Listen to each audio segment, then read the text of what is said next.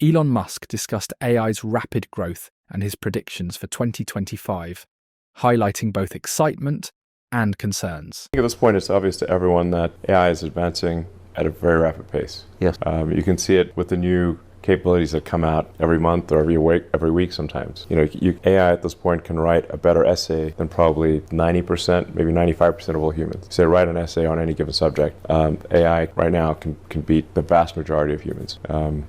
If you say draw an image, draw a picture, it can draw if you try to say Midjourney, which is the aesthetics of Midjourney are incredible. It will create incredible images that are better than, again, like 90% of artists, objectively the case. And it'll do it immediately, like 30 seconds later. We're also starting to see AI movies. So you start seeing short films with AI, AI music creation, and the rate at which we're increasing AI compute is exponential, hyper exponential. So there's dramatically more AI compute coming online every month. There seems to be roughly, I don't know, the amount of AI compute coming online is increasing at roughly 500% a year, and that's likely to continue for several years. And then the sophistication of the AI algorithms is also improving. So we're bringing online a massive amount of AI compute, and also improving the efficiency of the compute and what the AI software can do. He mentioned situational awareness, pointing to faster AI development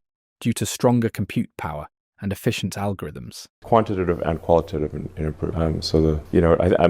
I think next year you'll be able to ask AI. Musk believes AI will soon create short films, with tools like Meta's Movie Gen already showing promise. If optimization is probability of misgendering is zero, no humans, no misgendering.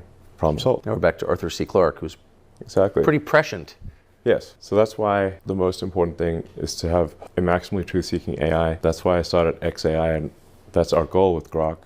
Now, people will point out cases where Grok gets it wrong, but we try to correct it as quickly as possible. He aims for Grok, his chatbot, to be the best AI this year, despite tough competition from Gemini, Claude, GPT-5, and others. That's what we want, obviously. Is there any way, I guess, to set limits on the decisions that machines can make that affect human lives, and make certain that there's some trigger in the system that inserts a human being into the decision-making process? Well, the reality of what's happening, whether one likes it or not, is that we're building super intelligent AIs, hyper intelligent, more intelligent than we can comprehend. Yes.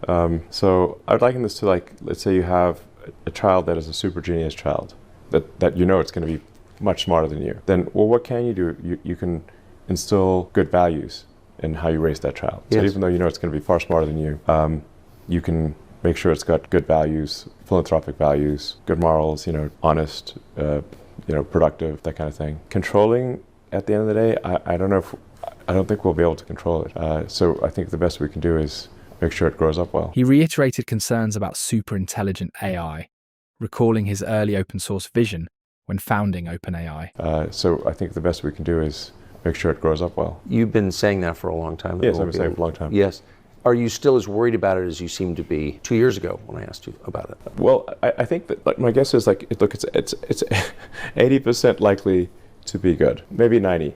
So you can think of the glass as 80% full. It's probably going to be great. There's some chance of annihilation. And you'd say the chance of annihilation is 20%? 10 to 20%, something like that. Musk noted super intelligent AI can't be fully controlled. He monitors P-doom, the probability it might endanger humanity.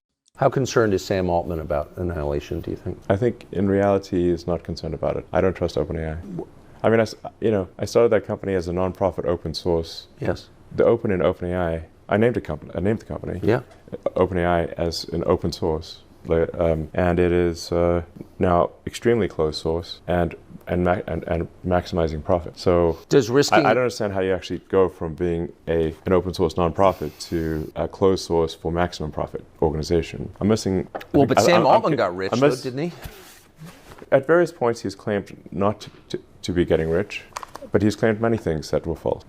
And now apparently he's going to get $10 billion of stock or something like that. So. I don't trust Sam Altman, and I don't think we want to have the most powerful AI in the world controlled by someone who is not trustworthy. And sorry, I just don't. I mean, But that seems like a fair concern. Yeah, But you don't think, as someone who knows him and has dealt with him, that he is worried about the possibility this could get out of control and hurt people? He will say those words. He criticised OpenAI's shift in mission and expressed dissatisfaction with current leadership there. If it became clear to the rest of us that it was out of control and posed a threat to humanity, would there be any way to stop it? I hope so. I mean, if you have multiple AIs and ones that are, hopefully you have the AIs that are pro-human be stronger than the AIs that are not. Battle of the AIs. Yeah, I mean that is how it is with, say, chess these days. The AI chess programs also are vastly better than any human, incomprehensibly better. Meaning, like, we can't even understand why it made that move. Right. Why they're so good, right? Yeah. We don't even know why it made that. It'll make a move. We don't even know why it made the move.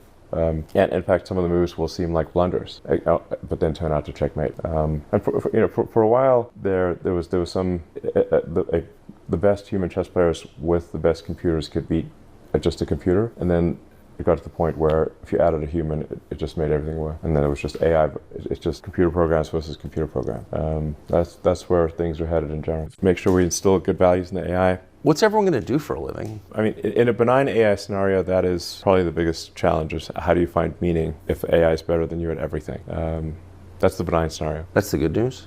Well, yeah, but I guess, for a lot of people like the idea of retiring. And really, are you looking forward to it? No, not me. I'd like to hope. I'd like to think that I'd like to do useful things. Don't you think it's a universal desire? It's not universal in that there are certainly, I know many people who prefer to be retired. That they prefer to sort of not have responsibilities and engage in leisure activity. I mean, we're on the cusp of this. Finally, Musk addressed how AI could disrupt jobs and economics, suggesting ideas like universal basic income as society adapts. Meaningfully regulating AI, which will eliminate the purpose for most people's lives and could kill us all. It's a little weird. Yeah, I think we should have some. But why don't we? I guess something above nothing.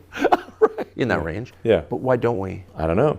I all the way back, during the Obama presidency, I met with Obama many times, but usually in group settings. The one-on-one meeting I had with Obama in the Oval Office, I said, look, the one thing that we really need to do is set up at the beginnings of an AI regulatory agency, and it can start with insight, where you don't just come shooting from the hip, throwing out regulations. You just start with insight, where the AI regulatory committee simply goes in to understand what all the companies are doing, and then proposes rules that all the AI companies agree to follow, just like sports teams in the NFL. You have proposed rules for football that everyone agrees to follow that make the game better.